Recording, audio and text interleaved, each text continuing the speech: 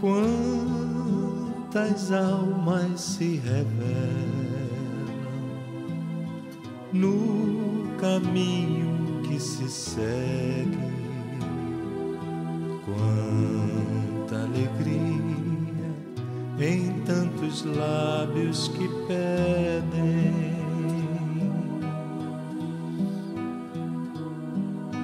Quantas almas se revelam no... Muito boa noite a todos. Que a paz do nosso Mestre Jesus permeie nossos corações, permaneça neles, nos trazendo a paz, a alegria, a confiança que temos ao adentrar essa casa, à procura de felicidade, à procura de alegria. Com certeza todos nós viemos aqui nessa busca, né? Muitos vão falar da iluminação interior, mas em verdade lá no fundo nós queremos a nossa felicidade, é o que nós estamos procurando aqui. E é claro que só vamos encontrá-la através do crescimento. O tema da noite de hoje, nos foi dado, é do capítulo 9 do nosso Evangelho segundo o Espiritismo, Bem-aventurados os mansos e pacíficos. O seu item 6, afabilidade e doçura. É um tema bastante interessante para o momento atual que nós vivemos. Nós falamos tanto nas crises que nós estamos tendo, de crise financeira, crises tantas outras dentro das nossas famílias, mas principalmente a crise moral, que com certeza levou a essas outras crises que nós temos hoje. Então, quando nós falamos em afabilidade e doçura, é exatamente o contrário daquilo que vemos hoje em dia por todo mundo. Algo que me choca muito, que tem acontecido na Síria, as pessoas, os refugiados fugindo para outros países, e em muitos países criando muros, barreiras, repórteres dando chutes naqueles que estão querendo simplesmente viver, encontrar a felicidade, por pequenina que seja, num país distante da sua pátria natal. Ainda não entenderam efetivamente que todos somos irmãos, filhos do mesmo Pai, do nosso grande Pai que é Deus. Então nós vamos tentar falar durante esse quase uma hora na noite de hoje alguma coisa sobre isso, afabilidade e doçura. Bem, primeiro quanto ao tema, ao texto evangélico, Kardec resume duas bem-aventuranças juntas no mesmo capítulo. Bem-aventurados os mansos e pacíficos. Na verdade, a gente sabe que o texto que se encontra lá em Lucas, no Evangelho de Jesus, Lucas, que por sinal era sírio, era um médico sírio, já que falamos da Síria, ele era um médico sírio que morava em Antioquia, que fora discípulo de Paulo. Lá no Evangelho, lá no Sermão da Montanha, ou Sermão do Monte, como queiram, o texto verdadeiro é: bem-aventurados os que são mansos, pois eles herdarão a terra. Bem-aventurados os pacíficos, ou pacificadores, porque eles serão chamados filhos de Deus. E nós ainda não nos entendemos efetivamente como filhos de Deus, o que nós estamos falando aqui. Na nossa irmandade, da nossa necessidade de tratarmos os outros, assim como Jesus nos ensinou, que esteve aqui no planeta há quase 2000 anos, procurando nos ensinar o amor ao próximo.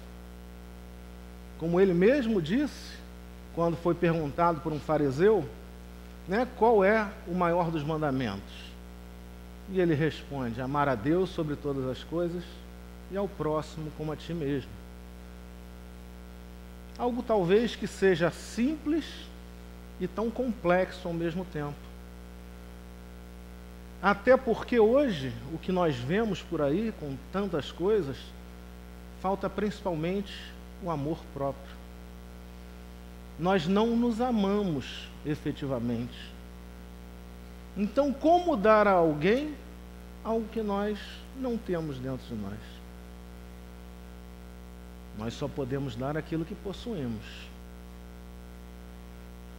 Então é preciso, primeiramente, que nós nos coloquemos como filhos de Deus, com todas as dores, com todas as dificuldades que nós passamos, e que hoje, felizmente, se nós estamos dentro da doutrina dos Espíritos, podemos ter esse esclarecimento.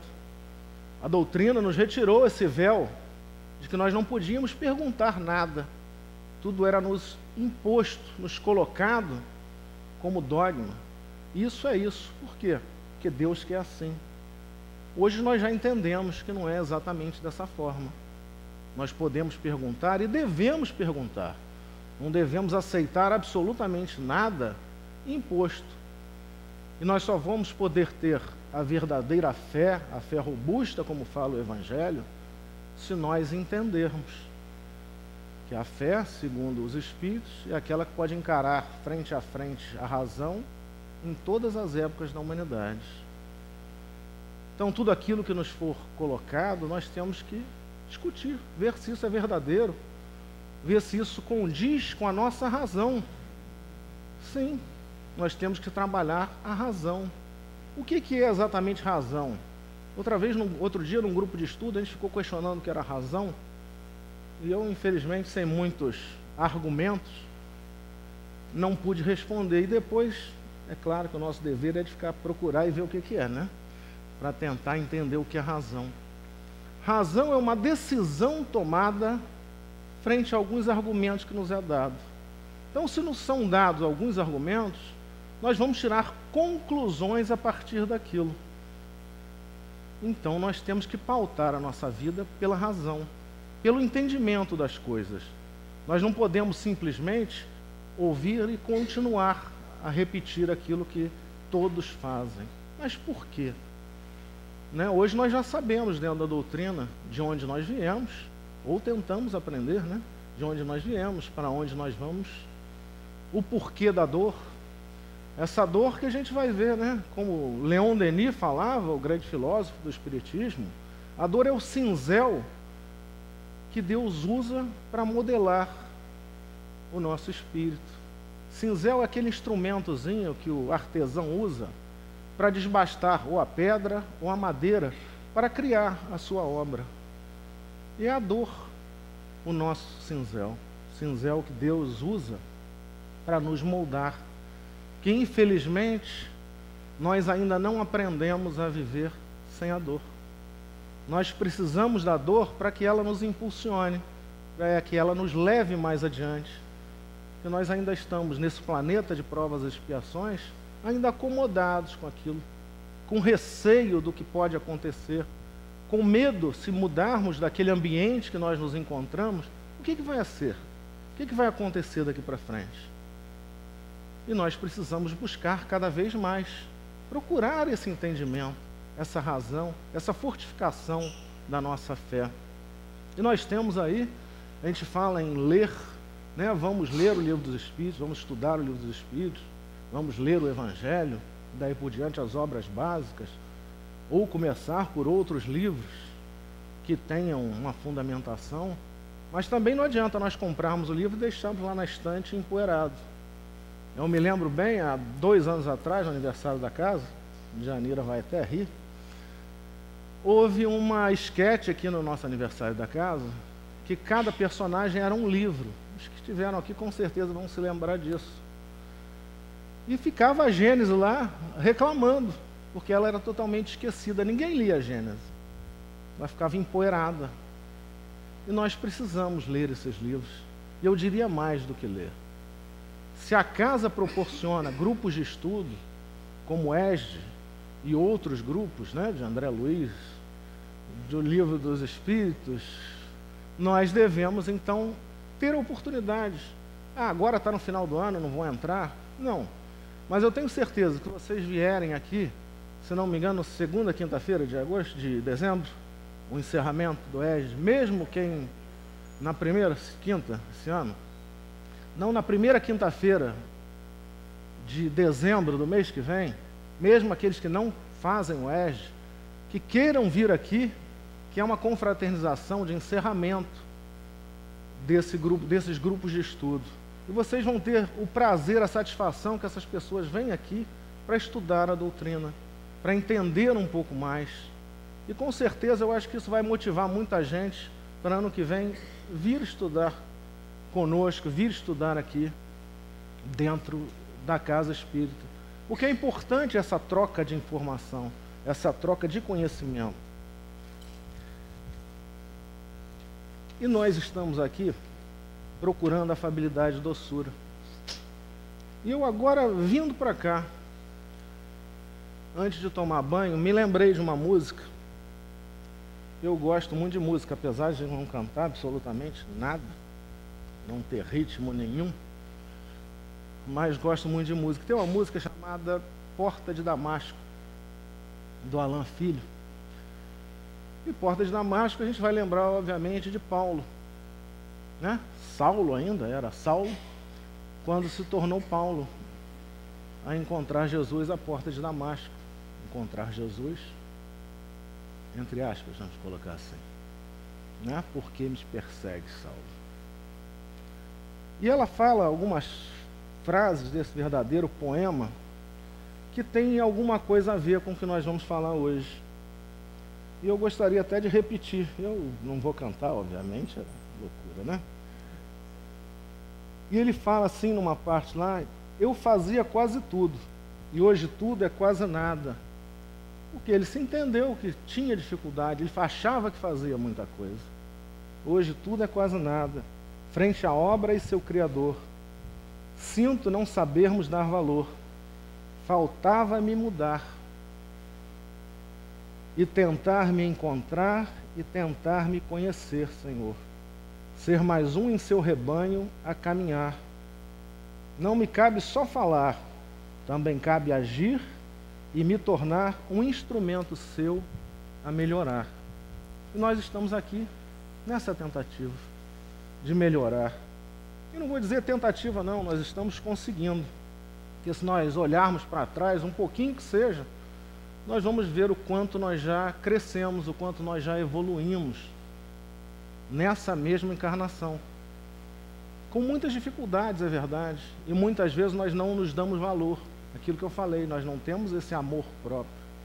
Nós não damos valor às nossas conquistas, aquilo que nós já conseguimos de evolução.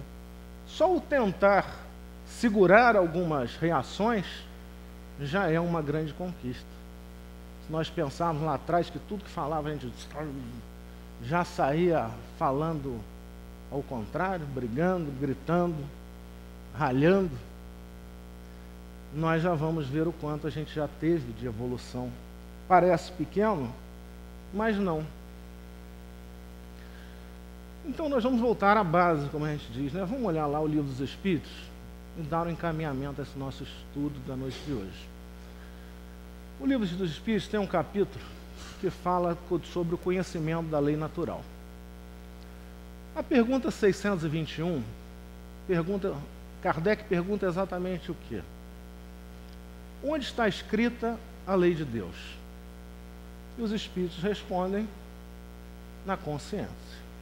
Ou seja, tudo aquilo que fazemos, mal ou bem, nós temos consciência se é certo ou errado.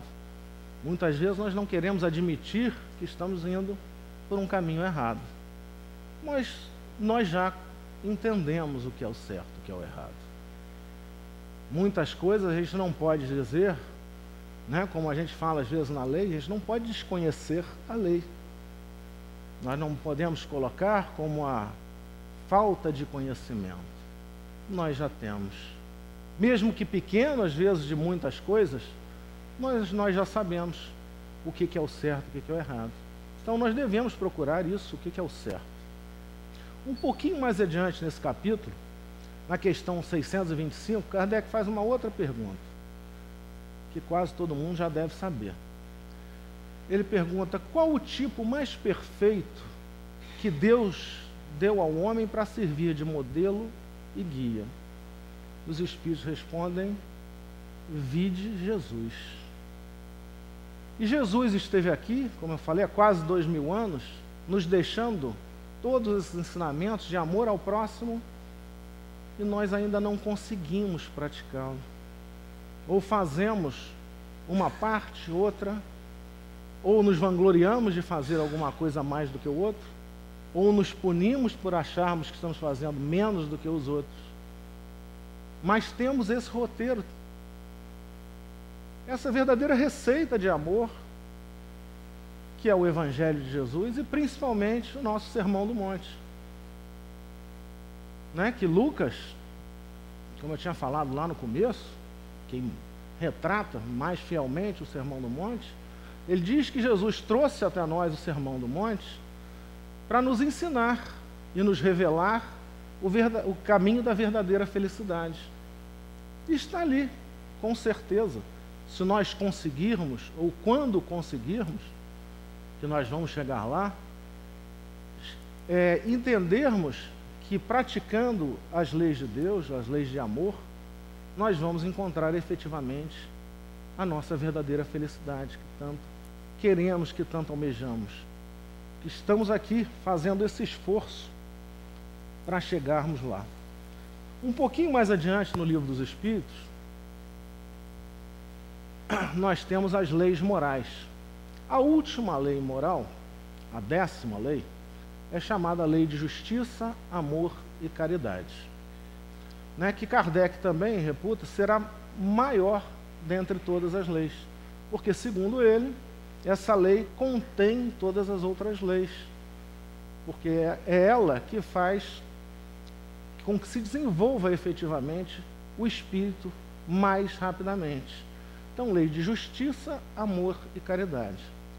E aí nós vamos ver mais uma pergunta, que é batida, quase todos já sabem. Né? Quando Kardec pergunta, com licença,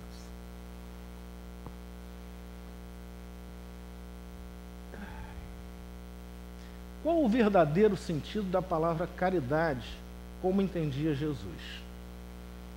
Ora, Kardec pergunta como entendia Jesus. Se os Espíritos disseram que Jesus é o nosso modelo e o nosso guia, então, caridade, como entendia Jesus caridade?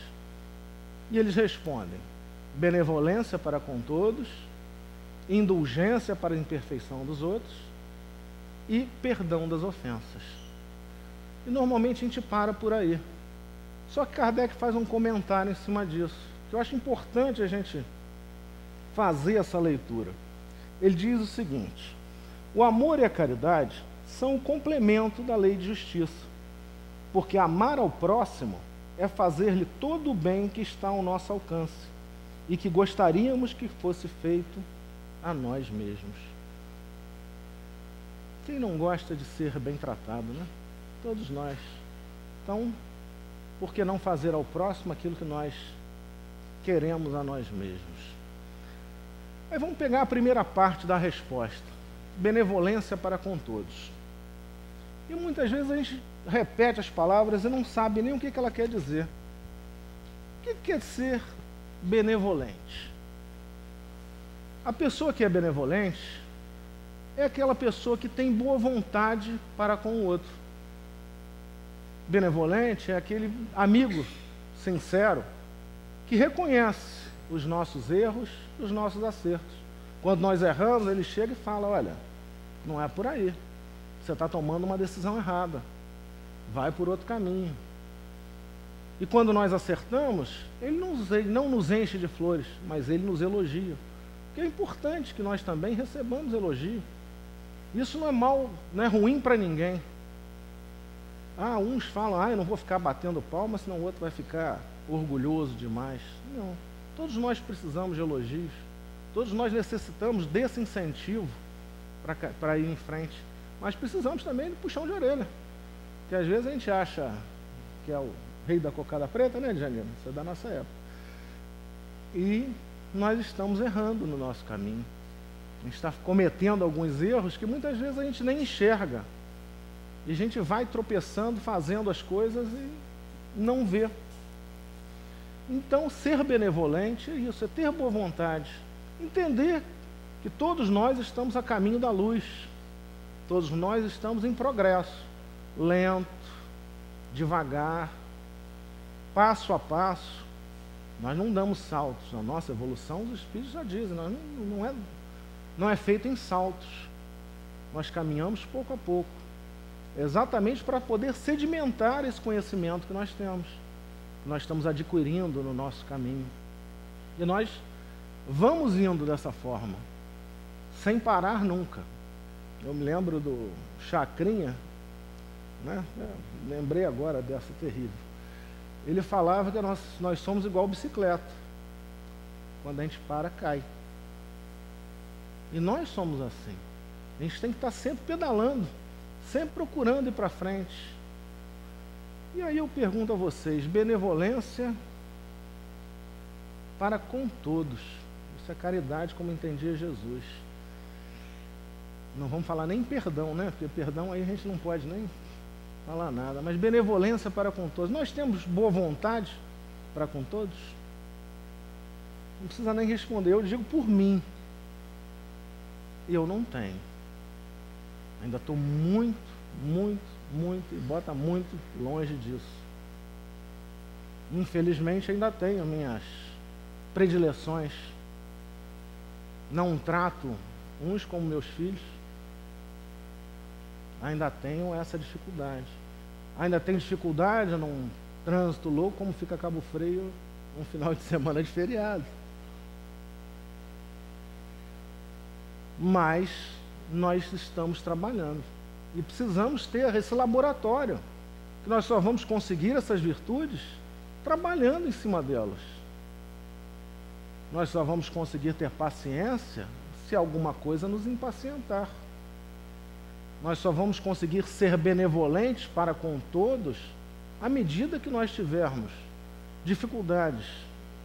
No trabalho, meu patrão é teimoso, ele não aceita opinião.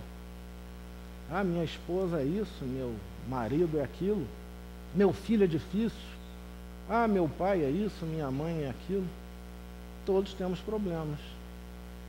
E é dessa forma, da dor, não só física, a dor moral, muitas vezes, na maioria das vezes, que leva inclusive às dores físicas, é que vai nos apertando os parafusos, nos moldando, fazendo com que nós consigamos adquirir virtudes passo a passo e seguindo. Então, como nós falamos de benevolência, eu falei por quê? Porque a primeira frase do texto do Evangelho a respeito de afabilidade e doçura, que é atribuída a Lázaro, e segundo Divaldo Franco, é o mesmo Lázaro, irmão de Marta e Maria, né? Amiga de Jesus, é a seguinte: a benevolência para com os semelhantes, fruto do amor ao próximo, produz a afabilidade e a doçura, que lhe são a manifestação. Ou seja, se a gente botar no alto da cadeia lá o amor ao próximo, que é o maior ensinamento de Jesus, a gente vai ter logo abaixo benevolência. E a manifestação da benevolência, como ele diz, é a afabilidade e a doçura. É nós sermos afáveis e nós sermos doces com o nosso semelhante. Isso é o início do amor ao próximo. Eu me lembro de Madre Teresa do Calcutá, que dizia que a primeira caridade que se faz ao nosso semelhante é um sorriso. E quantas vezes nós entramos e saímos de locais circunspectos, fechados, sem dar um bom dia, sem dar uma boa tarde, uma boa noite, quando deveria ser a nossa apresentação, o encontro com aquela pessoa. Foi muito interessante, mês passado, eu estive no Rio na Feira do Livro. E na hora que eu parei o carro, fui passando pelas pessoas que cuidavam do trânsito, do estacionamento ali, e dando, né? Boa tarde, boa tarde, boa tarde. Teve um que se assustou. Boa tarde. Aí, depois de muito tempo que ele foi falar boa tarde. Eu acho que ele está tão desacostumado a ouvir um boa tarde, um bom dia, a terem esse tipo de consideração para com ele, que ele tomou um susto. Aquilo me chamou a atenção. E nós, quantas vezes entramos num elevador, viramos as costas, apertamos o número, chegamos para trás para ninguém ver, entramos na fila do banco e calado entramos e calado saímos, e por aí vai. Tantas pessoas ali nas filas, procurando alguém só para poder falar, desabafar um pouquinho que seja. E nós, nossa própria cara fechada, inibe a isso tudo. Mas afabilidade e doçura, né? E eu, sinceramente, eu falei, o que é afabilidade? O que é doçura? Qual é a definição? Porque às vezes eu falei, a gente repete as coisas e nem sabe o que elas querem dizer. Foi no pai dos burros, né? Olha lá, quem é afável é brando, é manso, delicado, é um antônimo de grosseiro. Quem é doce é meigo, é terno, é simples, é carinhoso. Então, é o princípio do tratar bem, de dar esse sorriso. E a primeira coisa, ou melhor, a primeira pessoa que me veio à cabeça quando eu comecei a fazer esse estudo, doce, meigo, afável, carinhoso, foi a figura de Chico Xavier. A própria voz, a sua candura, é algo que chamava a atenção, que conquistava qualquer um, de qualquer religião que fosse. Era o seu jeito terno. É um exemplo para nós.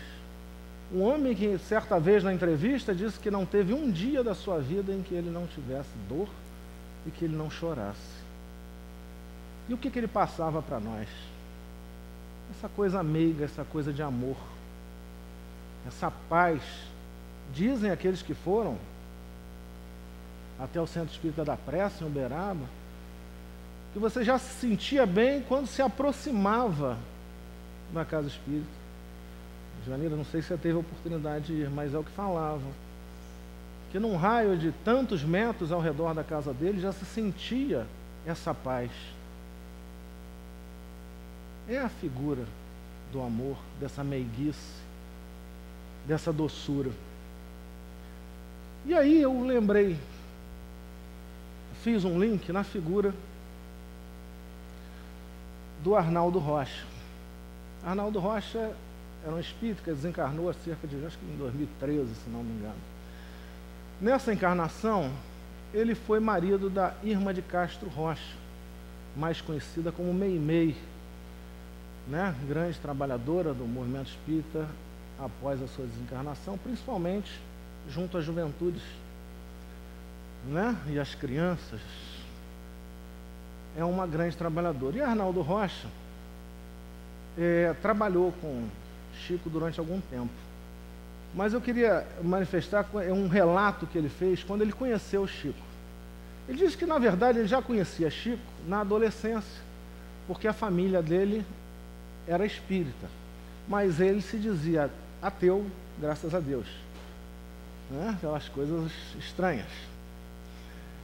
E o que aconteceu? A Meimei, a sua esposa, faleceu, desencarnou muito precocemente, pouco tempo depois do casamento. E ele falou que faziam exatos 50 dias do desencarne da Meimei.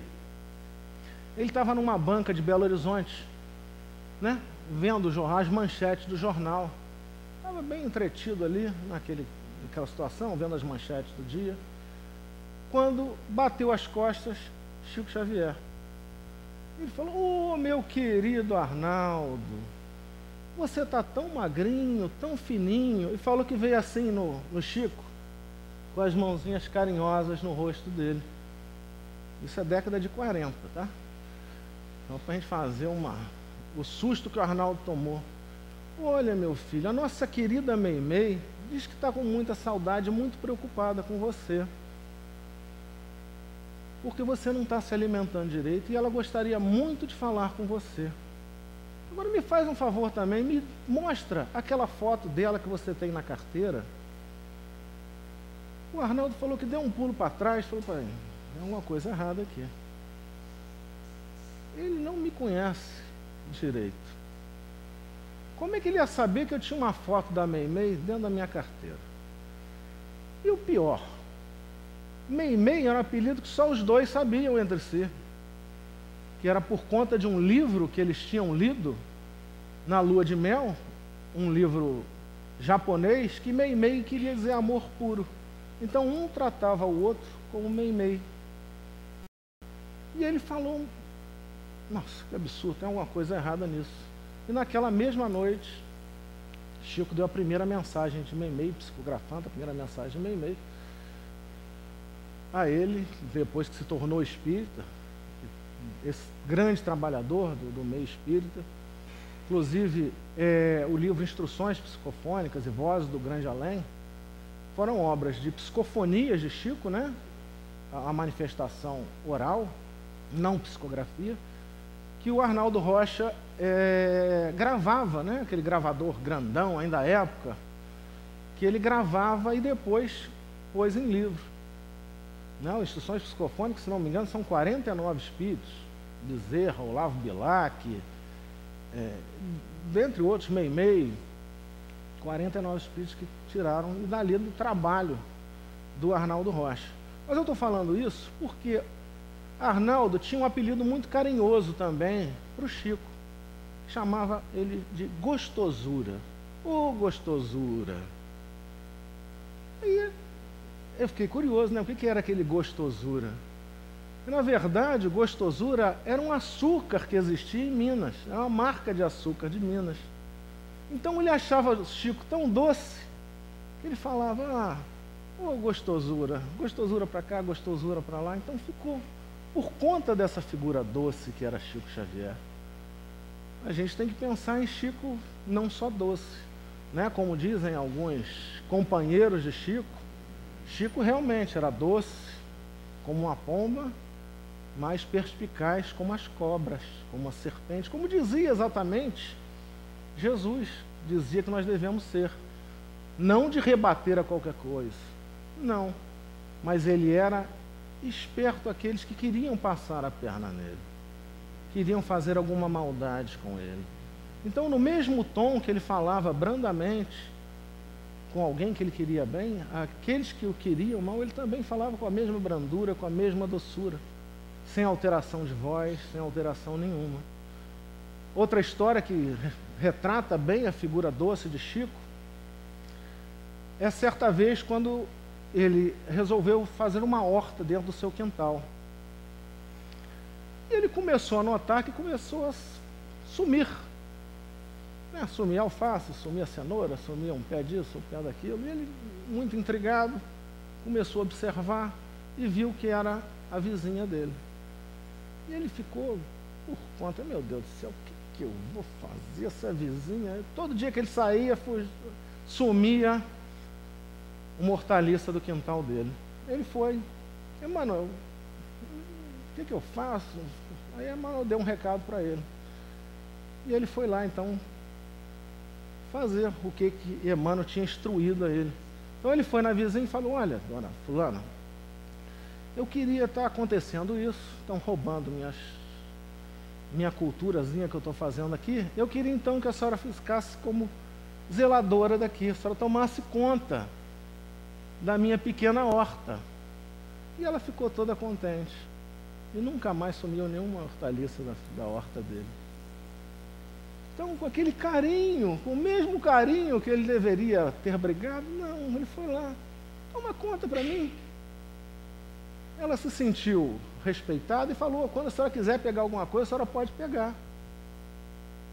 Ele falou que nunca mais, nem ofertado, nem dado, ela acabou levando mais nada, porque ela foi bem tratada. De uma forma ou de outra, ela se sentiu responsável por aquilo tudo. E foi criando esse afeto também com Chico. Mas todos nós queremos ser bem tratados, né? Assim como Chico tratava os outros. Mas será que nós tratamos a todos da mesma forma? Será que nós retribuímos a isso tudo? Aqui a gente não está falando dos nossos filhos, né? Os filhos, se a gente puder, a gente bota dentro de uma redoma de vidro, não deixa acontecer nada para eles, não deixa eles atropelarem carro. Neto, então, meu Deus do céu, né? Ai, meu Deus. Neto é um perigo. Neto recém-nascido, então, meu Deus do céu. A gente não quer deixar nada, mas é preciso que eles tenham as experiências deles. Nós não podemos tolir isso. Porque se nós retardarmos a que eles tenham essas decepções na vida, essas dificuldades, essas dores, em vez de ajudarmos, nós estamos atrapalhando. É claro que nós temos que ter a nossa proteção, nosso zelo de pais, mães, avós, mas eles precisam ter essa experiência. E nós precisamos também aprender a tratar os outros da mesma forma, com esse mesmo amor, com essa mesma dedicação, com esse mesmo carinho. E nem sempre, ou quase nunca, vou dizer, nós conseguimos isso. Nós temos nossos medos, nossos receios, até de tratarmos os outros bem, achando que os outros vão achar que nós somos bobos. Infelizmente, nós temos esse grande medo. A respeito disso, eu li no site Momento Espírito, que eles têm várias pequenas histórias, que eu costumo até usar bastante nesses estudos. Eles falam sobre o presidente dos Estados Unidos, Theodore Roosevelt, que era uma pessoa reconhecidamente com essa aptidão de tratar a todos com muito carinho, com muita atenção. Dizem que Roosevelt, se ele sabia que no dia seguinte ele receberia algum hóspede, ele teria algum tipo de reunião, ele queria saber antes do que aquela pessoa gostava. Por exemplo, se ele se interessasse por cavalo, então ele ia estudar sobre cavalo para ter assunto para conversar com aquela pessoa. Se ele gostava de jogos, ele ia estudar sobre aquele tipo de jogo que a pessoa gostava. E ele dizia que, olha, é o melhor caminho para eu chegar ao coração da pessoa. É dessa forma. E assim ele foi reconhecido. Por ter esse tipo de preocupação com o outro. O que fulano gosta? Não custa alguma coisa eu dar esse prazer, falar do que gosta? Né? Não é aquela coisa de você, eu gosto de futebol, então vamos botar no futebol. A mulher gosta da novela, vamos botar na novela e o marido vai para outro lugar. Não, vamos dividir, né? Não é que nem uma terapia de casal aqui, mas é aquela coisa que nós temos que aprender a dividir, a respeitar ao outro, as suas vontades e ter esse tipo de preocupação mesmo. Olha, nós queremos nos dar bem com fulano, com ciclano. Então, por que nós não vamos tentar isso, tentar dessa forma, nós termos essa boa vontade, né? Já que é benevolência, é boa vontade com o outro. Por que nós não procuramos aprender um pouco daquilo que o outro gosta, daquilo que o outro quer, daquilo que o outro sabe? É uma forma de nós estarmos crescendo também. E amansarmos, vamos dizer assim, eu acho que é um termo que cai bem, amansarmos ao outro. Porque ele vai ser muito mais receptivo. Nós não gostamos de falar sobre nossos netos, nossos filhos. Né? Nos faz bem. Nos faz bem ter essa troca, essa reciprocidade. Então vamos nos esforçar um pouco que seja. Nós já sabemos o que precisamos fazer, mas nem sempre queremos fazer. Estamos dispostos. Não temos essa boa vontade. Aí eu vou recorrer a Leon Denis mais uma vez. Ele dizia, não adianta saber ou crer. É preciso viver. É preciso fazer as coisas. Arregaçar as mangas e arriscar. Ir em frente. Tocar um pouquinho mais. Mas também não é aquela coisa, como Lázaro faz o comentário dentro do Evangelho, de ter uma visão só exterior, de mostrar, né, a casa caiada por fora. Só aquela, como é que eu vou dizer, aquela educação social, saber dar um bom dia, uma boa noite, só para dizer, perguntar como vai, eu não quero nem saber qual é a resposta. Não, é preciso que nós nos coloquemos realmente à disposição disso. procuremos entender o outro, nos coloquemos com amor, com dedicação ao outro. Porque muitas vezes nós não conhecemos quem está do outro lado. Muitas vezes nós nem nos conhecemos, ou procuramos esconder quem nós efetivamente somos. Então é muito mais difícil ainda nós conhecermos o outro. E à medida que nós dermos a oportunidade dessa pessoa, oferecermos amor, oferecermos carinho, com certeza essas pessoas vão retribuir, vão nos ver como amigos, como pessoas benevolentes, que podem efetivamente nos ajudar. Então não vamos usar essa máscara, que é o termo até que está contido no Evangelho, essa máscara, quanto que ele fala, que quantas vezes as pessoas que nós conhecemos aqui, como boas, como sensatas, como honestas, são dentro de casas verdadeiros torturadores, que demonstram de uma forma no trabalho, numa casa espírita, são pessoas mansas, pacíficas, mas dentro de casa são respeitadas simplesmente pela autoridade. E não pelo amor que demonstram, pelo carinho. Quantos profissionais, às vezes, se perdem nas suas profissões, querendo ser autoritários, achando que sabem tudo, de todos, e se perdem nisso. Por sinal, tem um livro bastante interessante a respeito desse poder, que não é espírita, que é O Monge e o Executivo, que vale a pena ler, que demonstra essa visão até religiosa, né, de que a autoridade, na verdade, é conquistada, é pela demonstração de amor, de carinho que o chefe tem para com seus subordinados, e com que seus subordinados também têm para com seus chefes. Então Lázaro condena essa máscara. Eu agora tive essa grande, durante esse ano, eu estou fazendo parte do Tribunal de Júri de Cabo Frio. É uma experiência, vamos dizer assim, interessante. Desgastante, mas interessante, como aprendizado. Então, às vezes, a gente vê algumas coisas que impressionam. São chamadas algumas testemunhas, principalmente de defesa, falar sobre o réu, né? Quem está sendo acusado ali de uma morte normalmente violenta, uma tentativa de assassinato. E os vizinhos dizem, não, mas ele é uma ótima pessoa. Nunca ouvi ele gritar. Ele leva o filho dele para passear junto com o meu. Sem problema, sempre deixei isso. E você no desenrolar, né, do julgamento, você vê coisas absurdas que levam a incriminar efetivamente, a condenar aquela pessoa.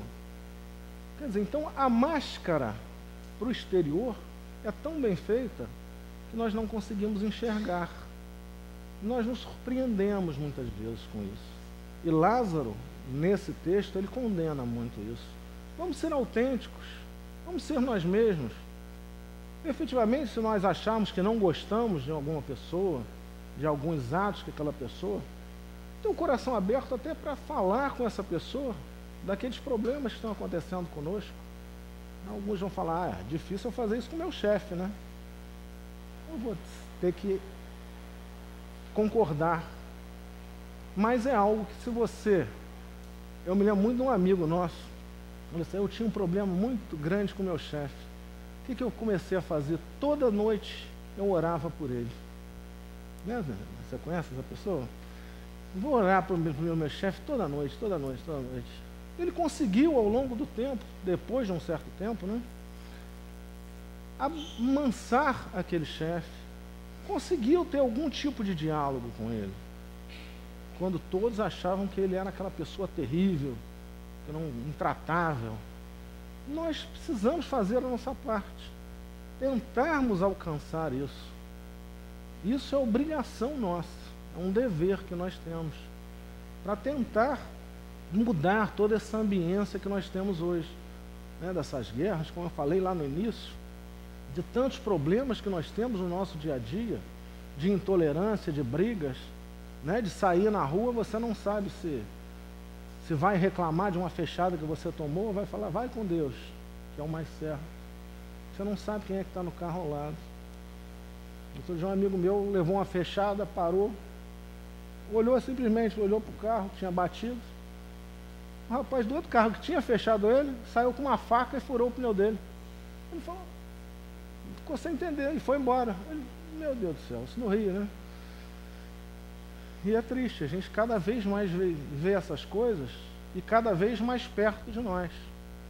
Então é hora de nós começarmos a nos unir, fazendo essa barreira de amor por nós mesmos, a nossa necessidade de fazer isso. Lázaro faz mais um comentário. Eu vou ter que acelerar um pouquinho.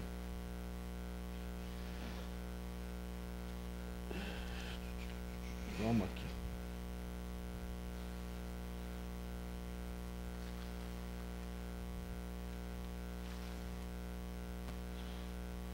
Que é o seguinte: aquele cuja afabilidade e doçura não são fingidas, jamais se desmente. É o mesmo para o mundo ou na intimidade, e sabe que se pode enganar os homens pelas aparências, não pode enganar a Deus. Claro, nós podemos enganar a qualquer um, menos a Deus e a nós mesmos. E nós precisamos, com isso, ter essa força, não essa força de vontade, né? Essa vontade de mudar. Né? Como dizia a música lá no começo, foi até por isso que eu escolhi, faltava-me mudar. Tem que começar de dentro de nós, algo interior. Nós só podemos mudar a nós mesmos. Márcio é um que repete sempre isso, né? Nas preces dele ele fala sempre isso. Não adianta eu querer mudar o próximo. O próximo vai mudar a seu tempo, a sua conveniência, a sua necessidade. Mas a nós podemos mudar a partir de hoje, a partir de agora. E é o que nós precisamos fazer. Querermos, praticarmos, nos exercitarmos. Né? O atleta não se exercita. O espírito também precisa de exercício. Precisa de provas. Por isso o planeta de provas e expiações. E aí é que nós estamos inseridos nisso, nessa tentativa de mudança, de evolução, de conhecimento, de liberdade. Se nós queremos liberdade, nós precisamos ter conhecimento e respeitar o próximo e amar ao próximo. Para encerrar, eu queria contar uma história do livro Alvorada Cristã. Fala que numa cidade do interior existia um eminente professor negro muito preocupado com a situação das crianças daquela cidade, porque não tinha escola em determinada região carente, onde ele queria então criar uma escola para poder atender aquelas crianças, que eles já viam que as crianças estavam se marginalizando, algumas meninas já entrando para a prostituição, e ele queria ter uma mudança disso. Então ele marcou uma audiência com o prefeito da cidade. E lá esteve, numa sexta-feira à tarde, final de expediente na prefeitura, solicitando ao prefeito, então, fez todo esse relato, toda a sua necessidade de que precisava ter uma escola para poder encaminhar, instruir, educar as crianças daquela região. E o prefeito falou, olha, você me desculpe, nós não temos recursos, nós não podemos criar nenhuma escola nessa região. Ele falou, não, mas isso é um grande problema, não é hoje, mas vai criar um problema social muito grande no futuro. Nós precisamos disso. O prefeito falou, olha, infelizmente você não pode mandar na minha administração. E falou, você, por favor, você pode se retirar, porque não tem como conversarmos a esse respeito. A não ser que você me demonstre alguma possibilidade, encontre algum imóvel, onde isso pode ser realizado, nós possamos instalar essa escola. E o homem saiu dali muito triste, muito chateado. Na manhã seguinte, um sábado, ele saiu a esmo pela rua, sem saber exatamente, pensando só naquele problema de como solucionar aquela questão das crianças que não tinham aonde estudar. E entrou no mercado municipal só para olhar. Viu muita gente, muita confusão, como todo mercado municipal. Quando deparou com uma senhora que olhou para ele e falou: meu amigo, vem aqui, por favor. Você poderia carregar aquele fardo de legumes que eu tenho ali? Ele olhou para o fardo, falou que devia ter uns 30 quilos de legumes, verduras. Não, tudo bem. Sim, senhora, posso sim. E caminhou com aquela senhora cerca de 1 quilômetro até chegar numa verdadeira mansão onde ela morava. Ela falou: já que o senhor está aqui, será que o senhor poderia fazer uma limpeza na minha chaminé? Sem problema. E foi ali o professor, limpou a chaminé dela, já saiu todo sujo. Eu tenho um problema, eu vou dar um almoço hoje para algumas pessoas e comprei um peru assado. O senhor poderia buscar para mim? Sem problemas. E foi ele, falou, caminhou mais uns 2 quilômetros, foi lá, trouxe o peru, entregou a senhora. O senhor poderia cortar algumas toras para que eu use como lenha? Claro, sem problema. E ele foi fazendo. Já estavam chegando, começando a chegar os convidados. O senhor podia então fazer a última limpeza aqui no quintal? Sem problema nenhum. E ele foi lá, ficou no cantinho quando terminou todas as suas tarefas. Quando viu chegar o prefeito, com quem ele estivera na véspera. O prefeito olhou para ele, tomou um susto, ele estava todo sujo, reconheceu, fez um aceno com a cabeça e trocou algumas palavras com a dona da casa. E ele sentiu que era a respeito dele. Aí veio a dona da casa, toda sem graça. Senhor, me desculpe, quanto é que eu estou lhe devendo? Eu falei: não, você não está me devendo nada não. Eu fiz por prazer, não tinha nada para fazer. Eu fiz isso aqui, simples prazer, só não me deve absolutamente nada. E dali foi embora. Na manhã seguinte, naquele domingo, bate a casa dele, aquela senhora, dona da casa, e falou: olha, eu sou irmã do prefeito. Ele me falou qual é o seu problema. E eu tenho uma casa que eu posso dispor. É uma casa que tem 20 quartos, então podem servir tranquilamente para os seus alunos, ela pode ser modificada a seu bel prazer. E ali ele chorou, beijou a mão daquela senhora e foi ter com o prefeito para que ele efetivamente montasse ali a escola e atendesse aquelas crianças. Então, meus irmãos, foi com a doçura dele, com essa afabilidade, que ele conquistou isso tudo, que tem um poder incomensurável.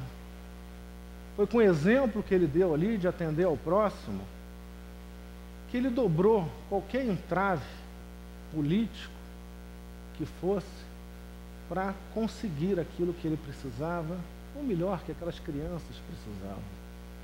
Se nós estamos à busca da nossa paz interior, vamos também tratar os outros com essa afabilidade, com a doçura, com amor, com carinho, que ela com certeza vai abrir muitas e muitas portas para todos nós. E ela vai, e vamos encontrar com toda certeza, um mundo de paz. E só para terminar, lembrar a música do Nando Cordel, que diz que a paz no mundo começa em mim. Se eu tenho amor, com certeza eu sou feliz. Muita paz.